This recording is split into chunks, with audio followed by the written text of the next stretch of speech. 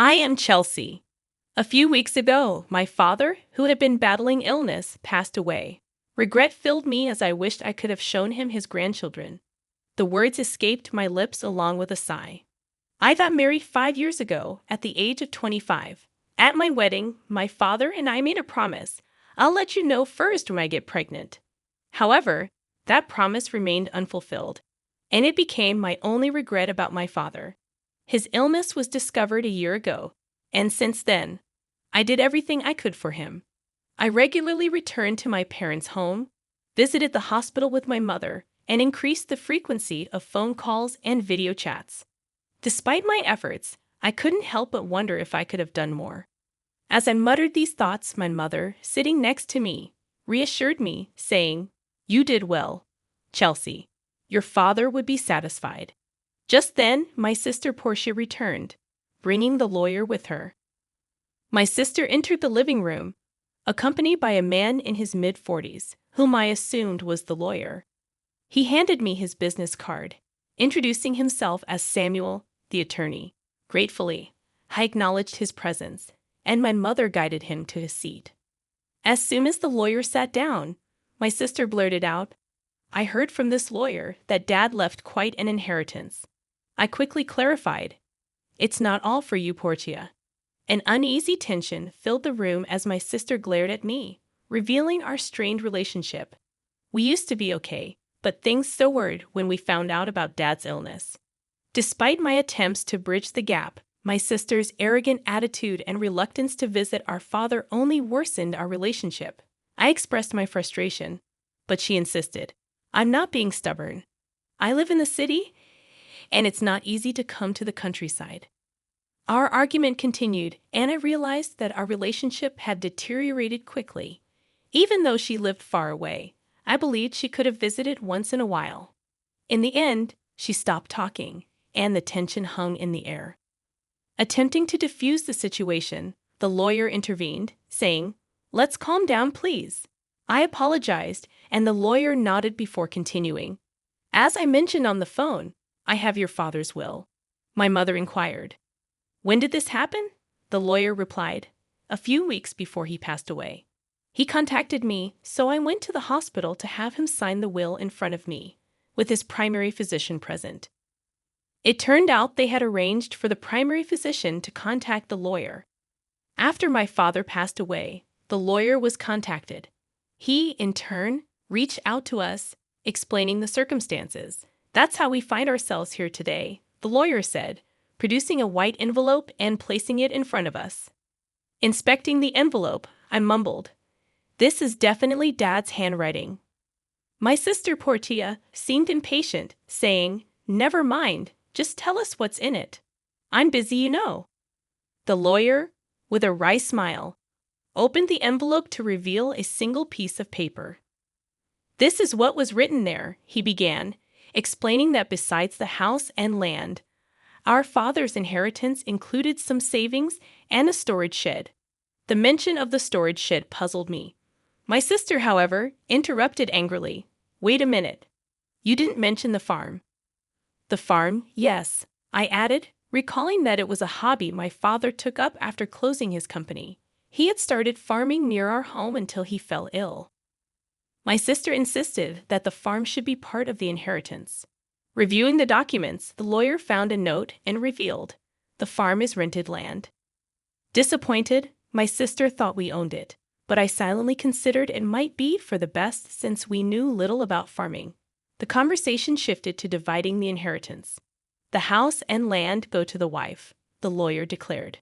My sister was content, but the lawyer suggested dividing the rest as we pleased. My sister promptly claimed the cash from the savings, approximately $100,000. Protesting against this selfish arrangement, I objected. "Wait a minute. I'm the oldest daughter. That's irrelevant. I'll take the storage shed." My sister turned to the lawyer, asking, "What even is that?" The lawyer explained, "It's the storage shed next to the house. You'll inherit the building, the land, and its contents." My sister's eyes lit up, and she eagerly accepted. As I questioned her motives, the lawyer continued, "It's about 65 square feet, roughly the size of a small bedroom. Reacting with distaste, my sister grimaced as the lawyer placed photos of the shed on the table. The exterior looked run down, and the interior contained only basic tools, nothing valuable.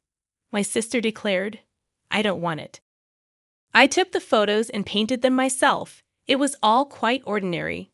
Though these are sentimental items, they won't fetch much money, I thought. As I pondered, my sister spoke up, saying, "Fine, I'll take the cash. You can have that dirty shed." "Hold on, that's not fair. You agreed to the vegetable farming. What are you complaining about now?" my sister retorted. It was difficult to argue against her point. But if I didn't speak up, she'd take all of Dad's inheritance. My sister pressed me, asking, "So we're good then?"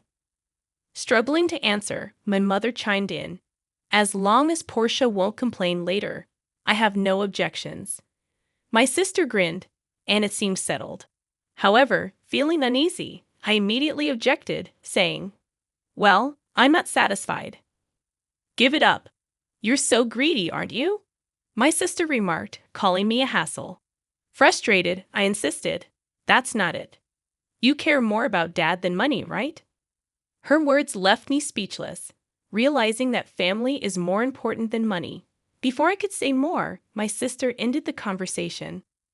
In the end, my mother got the house and land. My sister received Dad's savings, and all that was left for me was the dirty shed. My sister signed a document promising not to complain about the inheritance division, laughing loudly. Full of complaints, I couldn't help but vent to my mother, asking, "Mom, why didn't you help me?" She replied, "I did help you. You decided with Portia." I argued, "That's not true. I made sure you got the shed." My mother assured me, "You might find something surprisingly good if you look closely." The next day, armed with the key from the lawyer, I headed to the shed near the field, a 10-minute walk from home. It was a rural road where no one else passed by. Upon reaching the field, which my father had rented for the past year, I opened the dusty shed with the key.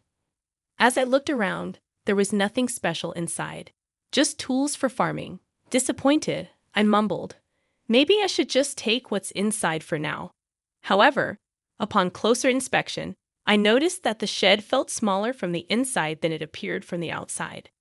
Puzzled, I walked around to the back and discovered another door. Gasping, I realized there was a space accessible only from the back. Excited, I thought this must be Dad's surprise. Remembering his love for surprises, I began tearing up. Rummaging through the shed, I found 2 keys hidden in the handle of a shovel. Trying one in the back door, it clicked open. Inside the cramped space, a large safe stood alone. Recognizing it from Dad's company, I hugged the safe, feeling fulfilled. Thinking that there had to be more surprises, I inserted the second key into the safe. With a slightly rusty sound, the safe opened, revealing contents that left me in disbelief. I was stunned. Inside was an unexpected inheritance. Overwhelmed with thoughts, I realized I had to tell Mom. Locking the safe, I rushed to her and, after explaining the situation, called my husband. Together, we moved the safe from my parents' house. However, a realization hit me. The contents were undoubtedly Dad's. If it's part of my inheritance, including the shed, I might have to pay inheritance tax. Better get this thoroughly checked out. The valuable contents warranted consultation with the lawyer about inheritance tax. According to the lawyer, consulting a certified public accountant was advised. A friend referred me to an accountant, and I left the complicated matters in their capable hands. A year passed in this way, and just when I thought things had settled down, my sister showed up near my home. "What brings you here all of a sudden?" I asked. "Well, I had some business at our parents' house, so I stopped by." "Something like that," my sister replied. Her behavior struck me as odd. Despite the proximity of our homes, we weren't the kind of sisters who would casually visit, especially after the tension over Dad's inheritance. Suspicion lingered as I looked at her. Acting a bit nervous, my sister asked, "Can I come in?" I agreed, but her visit was unusual. After serving coffee, she started fidgeting and finally spoke, "So, did you win the lottery or something?" I shook my head in confusion. No, I didn't. Did your husband get a bonus? I replied, I never buy lottery tickets, and my husband's bonus isn't due now. What are you talking about? Angrily, she exclaimed. What are you making fun of me for? Money, you had it, don't you? She excitedly shared a story from a few days ago when she ran into our aunt in the city. The aunt mentioned receiving a $500 gift card as a thank you for visiting Dad. My sister assumed I sent it and believed I had come into extra money. She interrogated me, insisting that I admit to a windfall. Sighing, I clarified. It was a thank you gift from the inheritance. My sister didn't like my attitude and accused me of mocking her. I explained, no, it was a genuine thank you gift, but she pressed, demanding to know where I got the money. I replied, from the inheritance, remember? So, I sent thank you gifts to relatives who had helped us. Upon hearing this, my sister frowned and remarked, all you got was that dirty shed. I nodded, confirming her statement, but then added, there was a safe inside it. That's where the real inheritance was.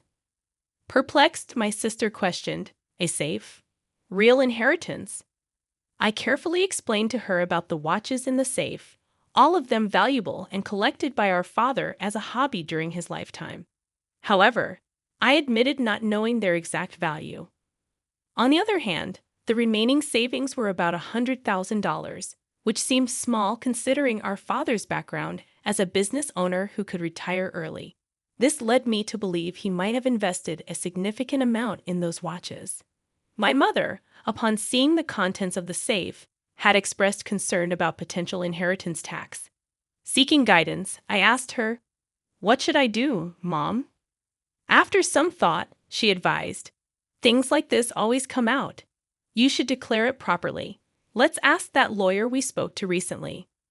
I consulted the lawyer again, who explained that if you inherit valuables, the inheritance tax is determined by their value at that time. He also suggested that a certified public accountant could handle it for me. Following this advice, I left it to the accountant. The results revealed that the watches alone were worth at least $500,000. Faced with this valuation, I questioned, how should I pay the inheritance tax? The accountant suggested, how about keeping the ones you're emotionally attached to and selling the rest? Agreeing with the practicality of this approach, I sold some watches, used the money to pay the inheritance tax, and sent thank you gifts to the helpful relatives, the gift cards my sister had mentioned. By the way, I kept items like the pocket watch my father often wore, which held the most memories for me. I showed it to my sister while explaining the story, saying, this one isn't expensive, but it holds the most memories for me. However, my sister frowned upon hearing my story. What? You don't have any left? She asked. I replied, no, there are still some in the safe, which is at Mom's. It's too big for this house. It's the one Dad used at his company. My sister looked away, seeming deep in thought. Feeling uneasy, I anticipated her reaction, but she surprised me by standing up and saying, I'm leaving now that I know where the money came from, and left. Considering my sister's money-minded nature, I expected her to demand a share of the money from the watch sales. I was relieved she left without making a fuss. However, in my relief, I forgot the unease I had felt earlier, only to be reminded of it late that night when I received a call from my mother. Chelsea, it's urgent. Come over right away, my mother exclaimed. Alarmed, my husband and I rushed to her house, noticing something strange as we approached. The area around my parents' house was lit up in red, and as we got closer, several police cars were parked outside. What's going on? I wondered, and the reason became clear, a distressing situation unfolding at my parents' house. I navigated through the crowd, calling out to my mother, what happened, Mom? According to her, it was after 9 p.m., and feeling tired, she had already gone to bed. Shortly afterward, she heard strange noises, sounds like someone searching for something coming from beyond the door. Oh, it's a burglar, my mother instantly thought. Feeling helpless as she was alone in the house, she decided to escape through the window.